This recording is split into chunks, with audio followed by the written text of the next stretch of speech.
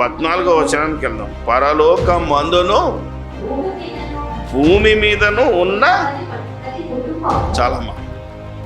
పరలోకంలో ఒక కుటుంబం ఉందంట. ఆ కుటుంబాన్ని పోలింది భూమి మీద కూడా ఉండాలి.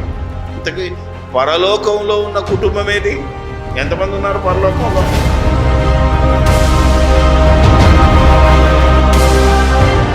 ప్రభువైన యేసుక్రీస్తు నామములోనే నా వందనాలు, శుభములు, శుభాభివందనాలు తెలియచేస్తూ ఉన్నాను.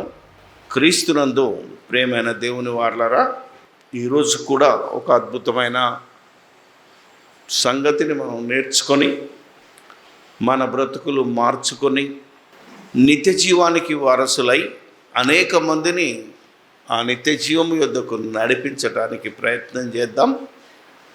ఈరోజు మన ముందున్న అంశం నేటి క్రైస్తవులు. మనం అంటే నేటి క్రైస్తవులైన మనం దేవుని కుటుంబంగా, దేవుడు ఏదైతే ఈ సృష్టి పుట్టక మునిపే తనకు అనేక మంది పిల్లలు కావాలని సంకల్పించాడో, ఆ పిల్లలు తన పిల్లలను పరలోకమందు అలాగే భూమి మీద తన స్వరూపంలో పుట్టిన పిల్లలందరూ తన కుటుంబంలాగా ఉండాలని ఆశించినటువంటి సందర్భాన్ని మనం ఈరోజు ఆలోచన చేద్దాం. ఎఫెసీయులకు రాసిన పత్రిక 3వ అధ్యాయము పౌలు సార్వత్రిక సంఘములోని అందరికీ తన జ్ఞానాన్ని చెప్తున్నాడు. జాగ్రత్తగా విందాం. 3వ అధ్యాయము 14 నుంచి దాదాపు 21వ వచనం ఎండింగ్ వరకు. ఈ హేతువు చేత, ఏ హేతువు? మీరు కనుక అనేసి హేతువు అంటే అర్థం తెలుసా మీకు? కారణం, దీనిని బట్టి అని మాట్లాడుతుంటే పైన చెప్పిన సంగతులన్నీ ఏదైతే 2వ అధ్యాయం కావచ్చు, 3వ అధ్యాయం స్టార్టింగ్ నుంచి 13 వచనాల వరకు చెప్పిన ఈ హేతువు చేత అంటే పైన చెప్పిన వాటన్నిటిని బట్టి, ఆ కారణాన్ని బట్టి పరలోకమునందును భూమి మీదను ఉన్న ప్రతి కుటుంబము ఏ తండ్రిని బట్టి కుటుంబం అని పిలువబడుచున్నదో ఆ తండ్రి ఎదుట నేను మోకాళ్ళుని, మీరు అంతరంగ పురుషుని యందు శక్తి కలిగి, ఆయన దేవుని ఆత్మ అంటే పరిశుద్ధాత్మ వలన బలపరచబడినట్లు గాను క్రీస్తు మీ హృదయములలో విశ్వాసము ద్వారా, ఎక్కడ? మన హృదయాలలో. చాలామందికి దేవుడు ఎక్కడున్నాడో తెలియదు, యేసు ప్రభుని ఎక్కడ పెట్టాలో తెలియదు. అవునా కదా? ఎలా పెట్టాలో కూడా తెలియదు. సో ఇవన్నిటిని గురించి రాస్తూ క్రీస్తును ఎక్కడ నివసింపజేయాలి? హృదయాలలోన, అంతే కదా? ఈరోజు క్రైస్తవ్యంలో చాలామంది పెద్దలు ఒక బిల్డింగ్ కట్టి దానికి ఏం రాస్తారు? యేసుక్రీస్తు దేవాలయం అట, లేదా యేసుక్రీస్తు ప్రార్థనా మందిరం అట. మనం బిల్డింగ్లు కట్టి మన ఇళ్ళల్లో ఏముంటుందంటే పూజా గది అని వాళ్ళకుంటే మనకేముంటుంది? ప్రార్థనా మందిరం, అంతేనా? ప్రార్థన, ప్రేయర్ రూమ్. అంటే ఎక్కడ యేసు ప్రభు ఉంటాడని మన మైండ్లో కూర్చున్నది. ఇప్పుడు చెప్పాలి కదా, ఏదో ఆలయానికి వెళ్తే యేసు ప్రభు అక్కడ ఉంటాడు, మన ఇంట్లో ఉండడు, మన హృదయాల్లో ఉండడు అనేది ఫిక్స్ అయిపోయింది. ఆలోచన చేయాలి మనం. అలాగే సపరేట్గా ప్రార్థనా మందిరం అన్నటువంటి కట్టుకొని అందులోకి వెళ్ళి ప్రార్థన చేస్తేనే దేవుడు వింటాడనేది మరొక మూఢనమ్మకం. వీటన్నిటి నుంచి బయటపడడానికే ఈరోజు మనం ఈ మాటలు మనం చెప్తున్నాం. ఒక ఆయన నాకు ఒక పాస్టర్ గారు జోక్ చెప్పారు. 3 అంతస్తుల బిల్డింగ్ కట్టాడట. కట్టి పైన ప్రేయర్ రూమ్ పెట్టాడు. ఎందుకంటే కింద ఆయన ఉండటానికి, మధ్యలో కిరాయికి ఉండడానికి పైన ప్రేయర్ రూమ్ పెట్టాడు. ఇతను కింద ప్రార్థన చేసుకుంటా ఉంటే తాడు సైతాన్ గాడు వచ్చి కొట్టేశాడట, చిత కొట్టిపోయాడు అనుకోరాదు. అదేంటి ప్రభువా, నువ్వు ఉన్నావు కదా పైన, నిన్ను అక్కడ పెట్టాను కదా, ఓహో ఆయన అక్కడ పెట్టాను కనుక నేను ఇక్కడికి ఉన్నాను కనుక నేనేం చేయాలి ఇప్పుడు, నేను పైకి పోయి వాడు ఎంట్రన్స్ ఏది ముందు ముందు కిందనే కదా మన ఎంట్రన్స్ అందదు కాబట్టి కిందికి దించాడట ప్రేయర్ హాల్. మళ్ళీ ఒక రోజు వచ్చి సైతాన్ గారు చిత కొట్టిపోయాడండి. ఇదేంటి ప్రభువా, మళ్ళీ పాస్టర్ అడిగాడు, అట్లా కాదు ఇట్లా కాదు నువ్వు మధ్యలో నువ్వు అన్నాడు. మరలా కొట్టేసేయలేదు. అప్పుడు ఈ సభ్యుడు ఏం చేశాడట, ఆ పాస్టర్ని అడగక నాలాంటి దగ్గరికి వచ్చాడు. ఏంటి స్వామి, ఏంటి పాస్టర్ గారు ఇలాగుంది పరిస్థితి, పైన పెట్టినా ఆయన కాళ్ళని కొట్టినా అక్కడ కొట్టాడు, కింద వచ్చినా ఇక్కడ కొట్టాడు, ఏడున్నా సైతాన్ గాడు వచ్చి కొడుతున్నాడు, ఏంటి సంగతి అంటే, రేపు పిచ్చోడా నీకు తెలియదు, యేసు ప్రభు ఎక్కడుంటే వాడు రాడో తెలుసా, నీ హృదయంలో ఉంటే వాడు రాడు. నెక్స్ట్ డే వచ్చాడట కొడదామని, చూస్తే ఇక్కడ ఉన్నాడు ప్రభు. అప్పుడు ఏమనుకున్నా, నో వేకెన్సీ, అబ్బో నాకు ఇది ప్రమాదంగా ఉన్నది నా పరిస్థితి అని పారిపోయాడట. అర్థమైందా మీరు? ఇప్పుడు ఇది ప్రాక్టికల్ జోక్, వాస్తవం ఇది. ఎందుకంటే యేసును ఎక్కడ ఉంచితే వాడు మన దగ్గరికి రావడం మనకు అర్థమైపోతుంది. అందుకనే హృదయము అన్నిటికంటే ఘోరమైన వ్యాధి కలదు, కానీ అక్కడ నిలబెట్టండి అని ఎప్పటి నుంచో చెప్తున్నాడు భక్తుడు. పేతురుడు చెప్పాడు, మీ హృదయముల యందు క్రీస్తును ప్రభువుగా ప్రతిష్ఠించుడి. ఎక్కడ కంపు ఉంటుందో అక్కడ దాన్ని నువ్వు పరిశుభ్రపరిస్తే క్వశ్చనే లేదు. ఇంకా చాలాసార్లు చెప్పాను మీకు, ప్రాక్టికల్గా నేను అనుభవించాను. గాంధీ హాస్పిటల్లో కొత్తగా కట్టారు, పాత హాస్పిటల్లో కిందనే ఉండేది నర్సెస్ హాలు, నేను క్లాస్ చెప్పొచ్చేవాడు. కొత్తది షిఫ్ట్ అయ్యారు, అప్పుడు ముషిరాబాద్ జైలు హాస్పిటల్గా మార్చారు. ఆ కొత్త సంవత్సరంలో కూడా నర్సెస్ క్లాసులు తీసుకునే రూమ్ ఉంటుంది, వాళ్ళు dress changing room, shift changing. అప్పుడు నేను బైబిల్ క్లాస్ తీసుకున్నాను ఒక సంవత్సరం. ఇలా మెట్లు ఎక్కాల, సరే ఇలా ఎక్కానో లేదో, హైదరాబాద్ తెలుసు కదా, పాన్ తినడం, సరే ఇటు తిరిగితే ఈడ ఉంచుడు, అటు తిరిగితే ఆడ ఉంచుడు, రెండు అంతస్తులు ఎక్కేసరికి కంపు. ఆ మేడం మన దగ్గరికి వచ్చి బైబిల్ క్లాస్ నేర్చుకున్నది ఆమె, ఏది గాంధీ హాస్పిటల్ చూపండి. ఓ మాట చెప్పాను, అమ్మ ఇది పద్ధతి కాదు, ఓ పని చేయండి అని చెవిలో ఒక మాట చెప్పాను. నెక్స్ట్ వీక్ వెళ్ళేసరికి మొదటి అడుగులో, ఎందుకంటే అక్కడ ఉన్న ఏరియాని బట్టి ఈ ఏముంటుంది టైల్స్ ఒకటి, ఫస్ట్ దాంట్లో ఏం పెట్టాడంటే గణేషుని బొమ్మ పెట్టాడు. నేనే చెప్పాను, ఎందుకంటే ఇది సార్వత్రిక సమాజం, అన్నీ మనమే పెడితే ఊరుకోరకాలి. నెక్స్ట్కి వచ్చేసరికి మేరీమాత టైల్ పెట్టించాను, అటు పోయేసరికి సాయిబాబా టైల్ ఒకటి పెట్టించాను, ఇటు పోయేసరికి మళ్ళీ యేసుక్రీస్తు. ఇక నెక్స్ట్ వీక్ నుంచి ఎవడన్నా ఉంచితే ఒట్టు. ఎందుకంటే హ్యూమన్ మెంటాలిటీ, కనీసం అన్యుల గురించి అయినా తెలిసిన జ్ఞానం మనలోకి లేదని చెప్పడమే. అవునా కదా?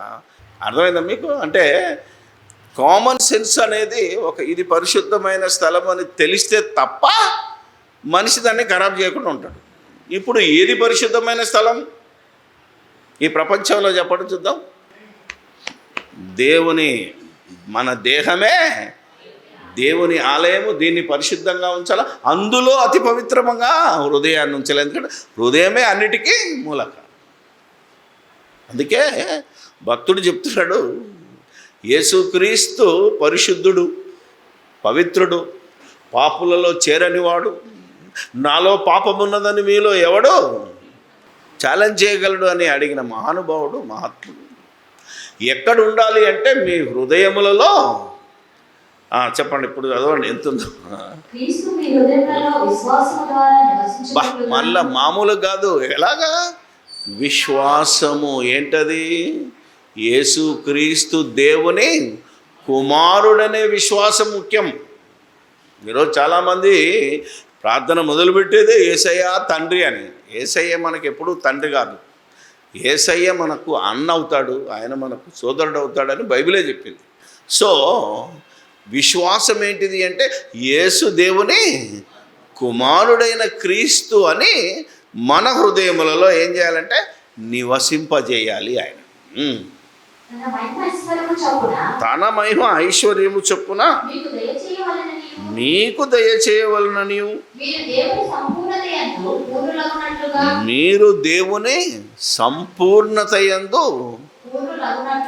ఆయన ఎలాంటి సంపూర్ణుడో దేవత్వంలో మనము కూడా ఆ సంపూర్ణతను సంతరించుకోవాలంటున్నాడు. దేవుడండి మనం మనుషులమండి అని అంటాడు ఒకడు. అవునా కదా? అది దేవుడే కదా, ఆయనకు సంపూర్ణత ఉన్నది, మనకెట్లా ఉంటుందంటే ఒరే పిచ్చోడా, దేవుడు ఎలాంటి లక్షణాలను కలిగి ఉన్నాడో అందులో ఒక భాగమే కదా నువ్వు ఈరోజున్నావు అంటే అర్థం చేసుకోవడానికి ప్రయత్నించాలి. ఏమ్మా, ఒక ముద్ద బంగారం తీసుకుందాం, 1 కిలం బంగారం. అందులో నుంచి 1 తులం బయటికి తీస్తే లేదా 1 గ్రామ్ బయటికి తీస్తే ఏ లక్షణం ఉంటుంది? బంగారమే కదా. అది 24 క్యారెక్టర్ అయితే ఏంటంటే క్యారెట్లు అయితే ఇది కూడా 24 క్యారెట్స్ ఉంటుంది. అంటే ఆ దేవుడు ఎంతటి సంపూర్ణుడో మనము కూడా అంతటి సంపూర్ణులం కావాలి. ఆ లక్షణాలతో వచ్చాం మనం. దేవుడు మనల్ని ఎలా పుట్టించాడు? తన స్వరూపమందు తన పోలిక చొప్పున. అంటే అమ్మ కడుపు నుంచి మనిషిగా ఈ లోకానికి వచ్చిన ఎవరు దేవుడు కాదు. అంటే ఆకారం అందులో ఉన్న ఆత్మ దేవునిది గనుక నిన్ను దైవము అని పిలిచాడు. దేవుడు కాదు, మళ్ళా దైవము వేరు, దేవుడు వేరు. ఆలోచన చేయాలి. అందుకనే దేవుని సంపూర్ణతలోనికి మనము సంపూర్ణము కావాలి. ఎందుకంటే దేవుని సమాజంలో దేవుడు ఉంటాడు. దేవుని లోకానికి వెళ్ళాలంటే ఎవడెళ్ళాలి? దేవలోకానికి వెళ్ళాలంటే ఎవడెళ్ళాడు? దేవుడైన వాడే వెళ్తాడు. దేవత్వం కలిగిన వాడే, దేవుని లాంటి వాడే దేవలోకానికి వెళ్తాడు. ఏమా, ఎమ్మెల్యే అయినాడు అసెంబ్లీకి వెళ్తాడు, ఎంపీ అయినాడు అందరినీ రానివ్వరుగా. కలెక్టర్ల మీటింగ్కి ఎవరిని వెళ్తాడు? కలెక్టర్ అయినోడు వెళ్ళాలి. ఐఏఎస్ పాస్ అయినోడు కాదు. సెక్రటరీలు ఉంటారు, డిప్యూటీ సెక్రటరీలు ఉంటారు, కమిషనర్లు ఉంటారు, ఐఏఎస్ చేసిన వాళ్ళు కమిషనర్లు ఉంటారు. వాళ్ళని రానివ్వరు. ఎవరు రానిస్తారు? కలెక్టర్గా నువ్వు హోదా సంపాదించినోడే కలెక్టర్ల మీటింగ్ వెళ్తాడు. అలాగే నువ్వు దేవుని సంపూర్ణతలోనికి ఎదిగితే, రూపాంతరము చెందగలిగితే నువ్వు దేవలోకానికి వెళ్ళే అర్హుడు అవుతావు. కనుక దేవుని సంపూర్ణత యందు మనము సంపూర్ణలో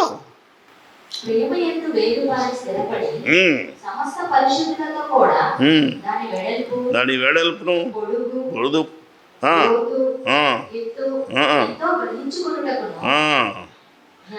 మించిన క్రీస్తు ప్రేమను తెలుసుకొనుటకును ప్రార్థించుచున్నాను. మనలో ఇవన్నీ ఈ వచనాలు మనకున్నది ఫస్ట్ 2 వచనాలనే మనం ఎక్స్ప్లెయిన్ చేయాలని మనకు అదే టైం సరిపోతుంది. కనుక ఇప్పుడు మరలా ఈ హేతువు చేత 14వ వచనానికి వెళ్దాం. పరలోకమందును భూమి మీదను ఉన్న చాలమ్మా, పరలోకంలో ఒక కుటుంబం ఉందంటున్నాడు. ఆ కుటుంబాన్ని పోలింది భూమి మీద కూడా ఉండాలంట. ఇంతకీ పరలోకంలో ఉన్న కుటుంబం ఏది? ఎంతమంది ఉన్నారు పరలోకంలో? ఈ సృష్టి పుట్టక ముందు పరలోకములో ఎంతమంది ఉన్నారు? దేవుడు ఉన్నాడు, దేవుని కుమారుడు ఉన్నాడు, మరొక కుమారుడు పరిశుద్ధాత్ముడు ఉన్నాడు. ఈ ముగ్గురు దేవుని కుటుంబం. ఈ కుటుంబాన్ని మనం ఆలోచన చేయగలిగితే అట్లెట్లయితుంది? ముగ్గురు ఒక్కడే కదా అనే దుర్మార్గులు ఉన్నారు. ముగ్గురు ఒక్కడు కాదు, ముగ్గురు ప్రత్యేకమైన వ్యక్తులుగా, శక్తులుగా పరలోకంలో ఉన్నారు. భూమి మీద యేసుప్రభు వచ్చినప్పుడు కూడా డిఫరెంట్గా కనబడతారు. ఇది ఈ త్రిత్వం వాళ్ళకి అర్థం కాలేదు. ఇప్పుడు దేవుడు ఉన్నాడు. దేవుడు ఎవరో తెలుసు కదా మీ అందరికీ? ఆత్మ. ఆయన అదృశ్యుడు, కనబడు.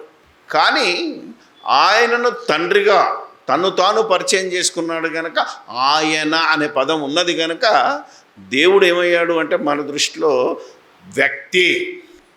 అవునా కదా? తండ్రి అంటే వ్యక్తి.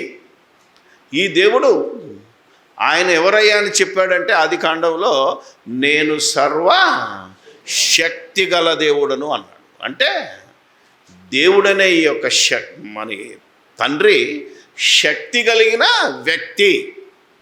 ఎవరు? సర్వ శక్తిమంతుడైన. ఇప్పుడు మరొక ఆయనను చూద్దాం. పరలోకంలోనే ఈ భూమి పుట్టకముందే దేవుడు మాట్లాడుతున్నాడు. ఎవరితో అంటే యేసుప్రభుతో మాట్లాడి ఏమన్నాడంటే, నీవు నా కుమారుడవు, నేడు నేను నిన్ను కన్నాను. నువ్వే నేను కాదు, నేనే నువ్వు కాదు. దేవుడు కన్నాడు అంటే దేవుడిలో నుంచి సపరేట్ అయ్యాడు. జ్ఞాపకం పెట్టుకోలేదు. నా కుమారుడు అంటే ఏమన్నాడు? నాలో నుంచి బయటకు వచ్చాడు.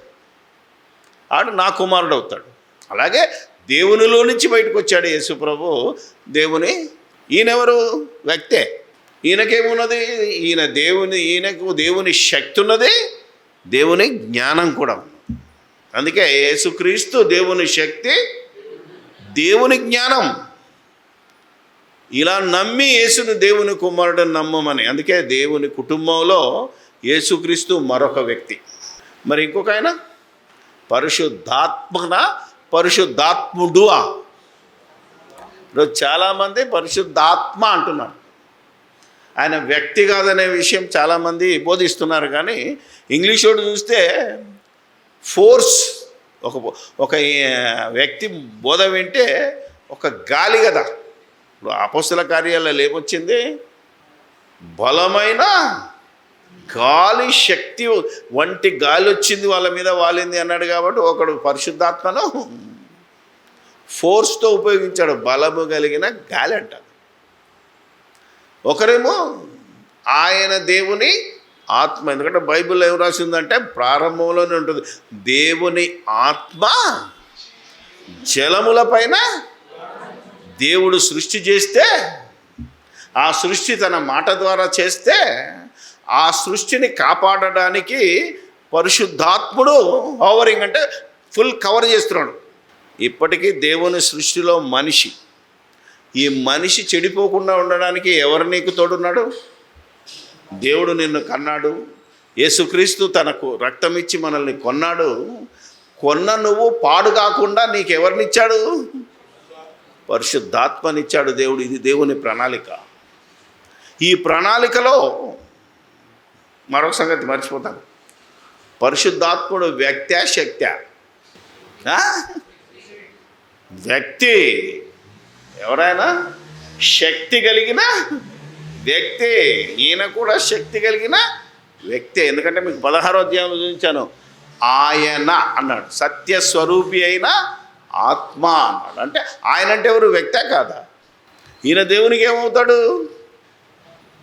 1 కొరింథీయులకు చూసినా, ఎఫ్సీ పత్రిక చూసినా, ఎఫ్సీ పత్రిక 4వ అధ్యాయంలో ప్రభు ఒక్కడే, ఆత్మయు ఒక్కడే. ఒక్కటే కాదు, అంటే పరిశుద్ధాత్ముడు ఒక్కడే. అంటే ఆయన కూడా ఏమవుతాడు దేవునికి అంటే, ఇదిగో చెప్తున్నాడు, అందరికీ తండ్రి అయిన దేవుడు కూడా ఒక్కడే. తండ్రి. అంతేకాని యేసే యెహోవా లేకపోతే క్రీస్తే యెహోవా ఇవి కాదు. ఇవన్నీ ఊహించి చెప్పిన మాటలు దేవుని నీతి ప్రకారం కాక, మనుషుల నీతిలో ఏదో గుడ్డు సొన అని, లేకపోతే ఏదో మన సూర్యుని గురించి లేదా వాటర్ గురించి చెప్తున్నారు. ఇది మనిషి మెదడు నుంచి పుట్టిన ఆలోచన, మనిషి మతి నుంచి పుట్టిన మత ఆలోచన అంటారు దాన్ని. ఇలా చెప్పేవాడు మతస్థుడు. ఇలా దేవుడు, దేవుని కుమారుడు, దేవుని ఆత్మ, ముగ్గురు వ్యక్తులు, దేవుని కుటుంబం అని చెప్పాడు. ఇతడు మార్గంలో నడిచినవాడు. ఇది బైబిల్ అంతా ఆనాడు మార్గమే ఇశ్రాయేళ్లకు, ఈనాడు ప్రపంచానికి మార్గం. ఇది మనిషి ఎలా బ్రతకాలో మనకు పాస్టర్ గారు చెప్పారు. ఈ మాట ఏంటంటే బాగుంది, నాకు నచ్చింది. ఒక రిఫ్రిజిరేటర్ తయారు చేసినోడు ఏం చేస్తాడంటే యూజర్ మాన్యువల్ అని ఉంటుంది. అవునా కదా? ఉంటుంది కదా మీ అందరికీ.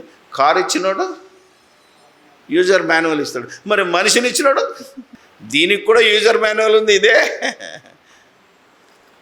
అర్థమైంది కదా? దీని ప్రకారంగా నువ్వు బతకాలి. ఏమా కంప్యూటర్ చేసినా ఏం చేసినా ప్రతిదానికి యూజర్ మాన్యువల్ ఉంటుంది. బియాండ్ వాడేమంటే పోతావు. ఎంత లోడ్ వేయాలో అంతే లోడ్ వేయాలి. ఇప్పుడు నువ్వు మోటార్ సైకిల్ వెళ్ళాలంటే ఎంత లోడో చెప్తాడు. కారులో వెళ్ళాలంటే అంతే. ఒక లిఫ్ట్లో వెళ్ళాలంటే అంత లోడే ఉంటే పోతే, లేకపోతే ఏమవుతుంది, కొయ్యి అని ఆగిపోతుంది, ఓవర్లోడ్ అని సిగ్నల్. అలాగే దీనిలో నువ్వు ఒక్క మాట మీరినా నీ బ్రతుకు ప్రమాదమే. అందుకనే ఈ సత్యం చెప్తున్నది ఏంటంటే పరలోకములో దేవుని కుటుంబం ఉన్నది. వారు ఏం చేస్తారట? 16వ అధ్యాయంలో యోహాను గారు రాసిన సువార్త 16వ అధ్యాయము 13 నుంచి చదువు. అయితే ఆయన అంటే పరిశుద్ధాత్ముడు సత్యస్వరూపి అయిన ఆత్మ వచ్చినప్పుడు మిమ్మును సర్వసత్యములోనికి నడిపించును. మనల్ని సర్వసత్యంలోనికి యేసు బ్రతుకున్నప్పుడు బోధించింది ఏంటంటే సత్యం మాత్రమే. పూర్తి వివరాలు చెప్పలేదు. ఎందుకంటే మనం ఆ రోజున్న ఇశ్రాయేల్ అప్పటికే సహించలేదు. వాళ్ళు నేను దేవుని కుమారుడని ఎంత చెప్పినా వాళ్ళు నువ్వు దేవుడు అని చెప్పుకుంటున్నావని ఆయనను సిలువేశారు. అందుకే మీకు చెప్పవలసిన సంగతులు చాలా ఉన్నాయి, ఇప్పుడు మీరు సహించలేరు కనుక సత్యస్వరూపి అయిన ఆత్మ అంటే పరిశుద్ధాత్మ వచ్చినప్పుడు మిమ్మల్ని సర్వసత్యం అంటే ఇక దేవుని గురించి కానీ, మీ గురించి కానీ, లోకం గురించి కానీ, పరలోకం గురించి కానీ, పాతాళ లోకం గురించి కానీ పూర్తి వివరాలను పరిశుద్ధాత్ముడు వచ్చి మీకు చెప్తాడు. నేను చెప్పింది ఆఫ్. అందుకనే మీకు అప్పుడప్పుడు చెప్తుంటాను, సువార్తలు మనల్ని సత్యం తెలుసుకోవడానికే తప్ప సర్వసత్యంలో నిత్య జీవానికి నడపడానికి మనకు పరిశుద్ధాత్మ నడిపించినటువంటి అపోస్తుల బోధ అవసరం. అందుకే బైబిల్ ఏముంటుందంటే ప్రతి క్రైస్తవుడు ఎలా ఉండాలి? అపోస్తుల బోధ యందునో సహవాసమందునో ఉండాలి. ఎందుకంటే అపోస్తుల బోధే మనల్ని పరలోకాన్ని తీసుకెళ్తుంది తప్ప ఇప్పుడు మోషే బోధ పనికిరాదు, హెచ్కేలు బోధ పనికిరాదు, దానియేలు బోధ నిన్ను పరలోకం తీసుకెళ్ళదు. నీకు బుద్ధి కలగడానికి అది ఉంది తప్ప నిన్ను నడిపించాల్సింది పరిశుద్ధాత్ముని బోధ, అదే అపోస్తుల బోధ. అందుకే అంటున్నాడు ఆయన వచ్చినప్పుడు మిమ్మల్ని సర్వ సత్యములోనికి నడిపిస్తాడు. నీతిని గురించి, పాపాన్ని గురించి, అన్నిటిని గురించి ఒప్పింపజేస్తాడు. తీర్పుని గురించి అంటే ఇదిగో ఇప్పుడు తీర్పు జరుగుతుంది, తీర్పు దినాన్ని ఇలా ఉంటుంది అని నువ్వు ఒప్పుకోవాలంటే నీలో పరిశుద్ధాత్మ ఉన్నోడే ఒప్పుకుంటాడు. యేసు దేవుని కుమారుడని ఎవడు ఒప్పుకుంటాడు అంటే పరిశుద్ధాత్మ ఉన్నోడే ఒప్పుకుంటాడు. పరిశుద్ధాత్మ లేకుండా ఎవడు క్రీస్తును ప్రభు అని ఒప్పుకోడు అంటున్నాడు. ప్రభు అని ఆలోచన చేయగలిగితే ఇది పరిశుద్ధాత్మ కార్యం మనలో జరుగుతున్నది. నువ్వు పరిశుద్ధాత్మను మరి ఆల్రెడీ నువ్వు బాప్తిసం తీసుకున్న రోజునే పొంది ఉండాలి. బా, ఇది మోస్ట్ ఇంపార్టెంట్ అండి. పరిశుద్ధాత్ముడు కూడా తనంతట తానే ఏమీ బోధించకుండా వేటిని వినునో వాటిని బోధించి సంగతులను మీకు తెలియజేయును. బా, ఇప్పుడు చూడండి, అంటే మళ్ళా తండ్రికి కింద అంటాడు, తండ్రికి కలిగినవన్నీ నావి.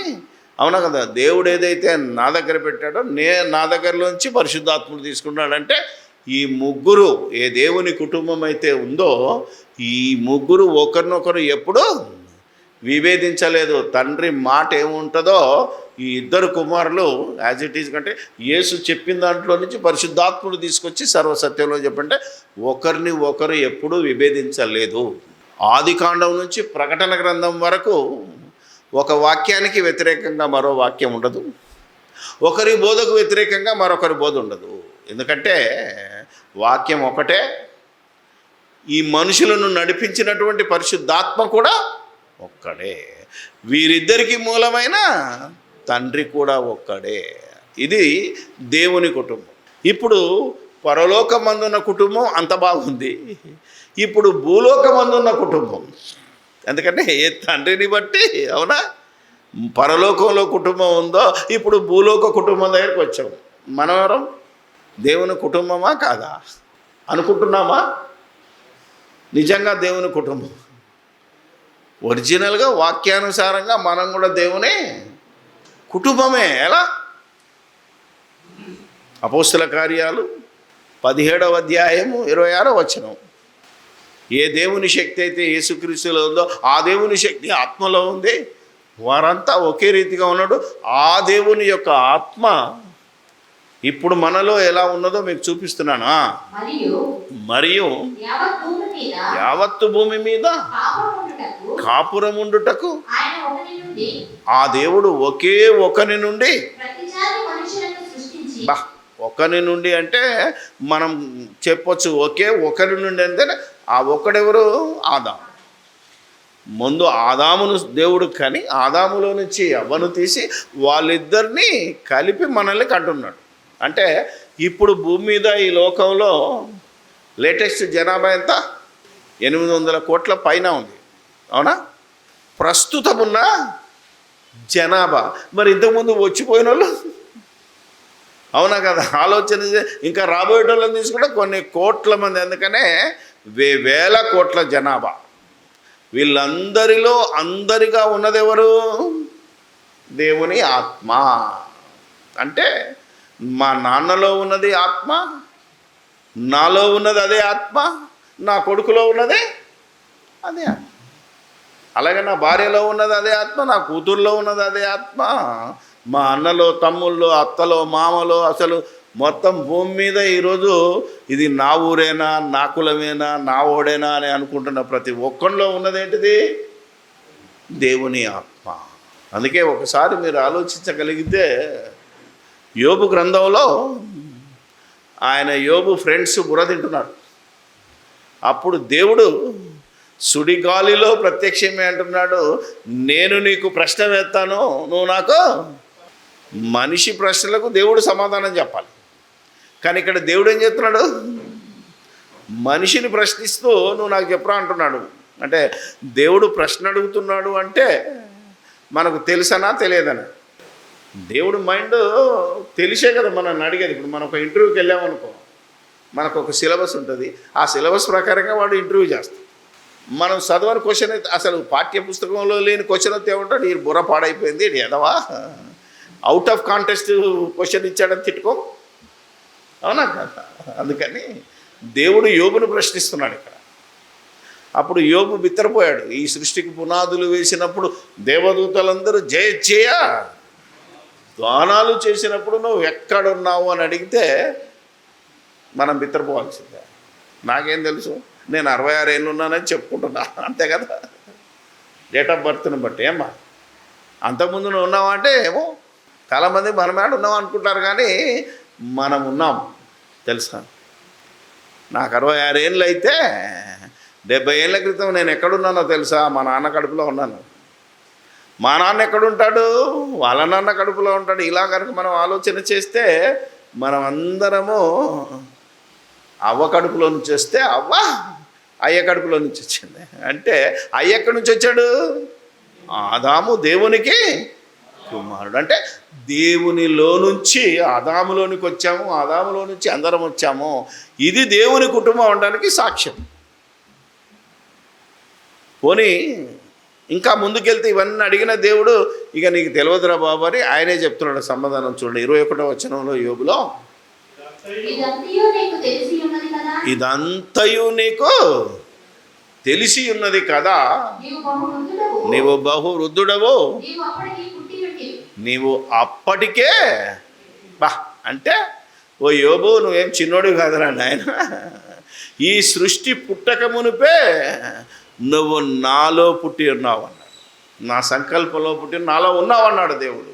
అంటే మనమంతా దేవుని కుటుంబం. ఒక యేసుక్రీస్తు, ఒక పరిశుద్ధాత్మనే కాదు, ఈరోజు సర్వ మానవాళి దేవుని కుటుంబం. కానీ ఒక యేసుక్రీస్తు, ఒక పరిశుద్ధాత్మ దేవునికి లోబడ్డట్టు ఈరోజు కుటుంబంలో ఏ తండ్రికి ఏ పిల్లలైనా లోబడుతున్నారా? ఒక్కసారి మీరు ఆలోచించాలి. అది యేసుక్రీస్తు సంఘానికి శిరస్సు అయితే ఇప్పుడు కుటుంబంలో శిరస్సు ఎవరు? భర్త, తండ్రి. ఏ భార్య భర్తకు లోబడుతుందో చెప్పండి చూద్దాం. 90% మంది పురుషులందరూ భార్య బాధితులే. అవునో కాదో మీరే ఆలోచించుకోండి. ఎందుకంటే కాబట్టి అధికారము అంటే ఒక గృహ యజమానికి గృహంలో ఉన్న పిల్లలు కానీ భార్య కానీ కుటుంబంగా ఉన్నది అంటే శిరస్సును హత్తుకోవాలి. ఉందా? ఇప్పుడు ఈ సంఘానికి శిరస్సు ఎవరు? మామూలుగా మనం ఆలోచిస్తే కాపరి పెద్దోడు. నాకు కూడా శిరస్సు యేసుక్రీస్తే, కాదంటలేను నేను. కానీ మీరు చేసే ప్రతి పని, అవునా కదా? మీరు సువార్తకి వెళ్ళాలి అంటే ఏమైనా చెప్తున్నారా? మీరు చేసే పనులు ఏమైనా ఉన్నాయా? కొన్ని మనం చెప్తున్న దానికి వ్యతిరేకంగా కూడా చెప్పే పరిస్థితి వచ్చింది ఈరోజు. అందుకనే ఒక దేవుని కుటుంబం ఎలా పరలోకంలో ఉందో ఈ భూమి మీద మనం కూడా ఒక కుటుంబంగా ఉండాలి అంటే ఏం చేయమన్నాడు? ఒక కుండలో తింటున్నాం మనం, అవునా కదా? ఒక గిన్నెలోది తింటున్నాం, తాగుతున్నాం. ఏంటిది అది? ప్రభు వల్ల. ఒకే రొట్టెలో తింటున్నాం, ఒకే దాంట్లో నుంచి తాగుతున్నాము. అలాంటప్పుడు సంఘం ఎలా ఉండాలి? ఒక తల్లి తన బిడ్డ ఎంత దుర్మార్గులని, నా బిడ్డ మంచిది కాదంటదా? అంటదా? నా బిడ్డ అంత శుద్ధ పూస, సద్ద రొట్టె ఈ ఊర్లో ఎక్కడ లేదంటది. అంటే ఒక తల్లిని ఒక బిడ్డ వ్యతిరేకిస్తుందా? ఒక తండ్రిని కుమారుడు వ్యతిరేకిస్తాడా? మరి ఇప్పుడు సంఘంలో మీకు విభేదాలు ఏంటి? ఆ మంచిది కానీ ఈమె మంచిది కాదు, ఈయన ఆయన మంచోడు కాదు, ఈయన, అవునా? వై? ఏ సంఘాన్ని చూసుకున్నా ఇదే బాధ, ఏ సంస్థను చూసుకున్నా ఇదే బాధ. ఒకడంటే ఒకడికి పడని దశ వచ్చింది. వై? అందుకే ఏ కుటుంబము దేవుని కుటుంబం అని పిలువబడిందో పరలోకంలో, ఇది భూమి మీద ఈ సంఘము, నీ ఇల్లు, అవునా కదా? ఇది దేవుని కుటుంబం. ఎలా ఉండాలి? ఇలా ఉండడానికి నువ్వు చేయవలసింది ఏంటంటే సంగతులను పైనే చూడొద్దు అంటున్నాడు. ఎలా చూడాలట? దాని పొడవు, వెడల్పు, లోతు, ఎత్తు. మామూలుగా నీ మ్యాథమెటికల్గా 3 చాలు, 3 డైమెన్షన్. ఏమా కంప్యూటర్లో ఒక వైశాల్యం తెలవాలంటే ఎంత తెలుస్తుంది? చాలు. పొడవు, వెడల్పు, ఎత్తు తెలిస్తే క్యూబిక్ మీటర్ వస్తుంది. ఏమే కాంట్రాక్టర్ ఏదైనా కొలవాలన్నా ఏం చేయాలన్నా. కానీ ఇది సృష్టిలో కొలిసే విధానం, ఈ ప్రకృతిలో కొలిసే విధానం. కానీ దేవుడు ఈ సృష్టికి అతీతుడు గనుక నీ ఆలోచనకు దేవుని ఆలోచనకు చాలా తేడా ఉంది కనుక ఆయన ఏం యాడ్ చేశాడు? 4th డైమెన్షన్లోకి వెళ్ళాలి. అందుకే పొడవు, వెడల్పు, ఎత్తు, అసలు సంగతి తెలవాలంటే లోతు. ఈ విషయం మహాజ్ఞాని అని సొలొమోను చెప్పాడు. ఏంటో సత్యమైనది బహు లోతుగా ఉంది. నువ్వు లోతైన సంగతులు ఆలోచించాలి. ఈరోజు మనుషులు ఆలోచించటం లేదు.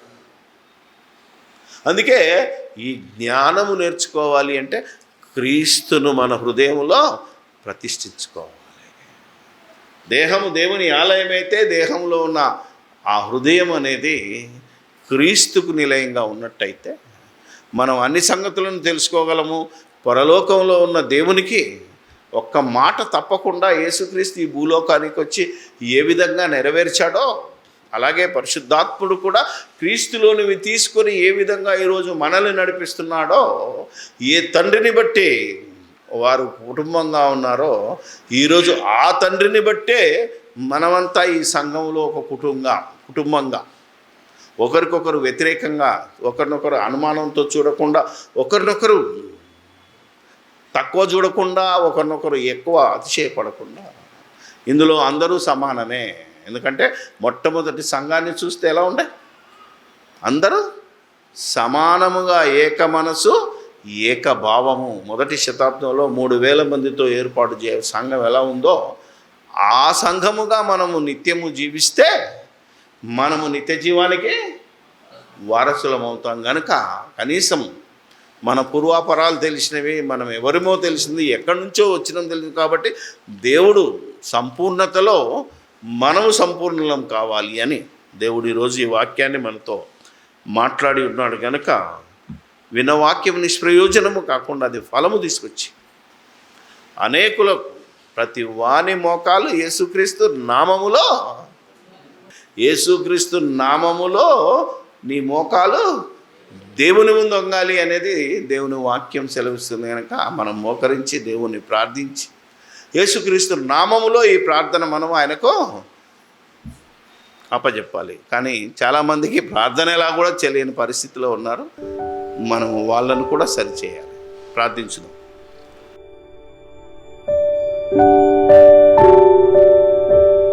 పరిశుద్ధుడవైన మా తండ్రి, పరలోకమందును దేవా, ఆ పరలోకంలో మీ కుటుంబం ఎలా ఉండనో ఈ భూమి మీద మా కుటుంబం అలా ఉండాలని, మా సంఘం అలా ఉండాలని, మా సాటి సంఘాలు కూడా ఐక్యము కలిగి ఒకరినొకరు విభేదించుకోకుండా ఒకరినొకరు ప్రేమించుకొని హత్తుకొని దేవా ఏ విధమైన అనుమానాలకు అవమానాలకు తావివ్వకుండా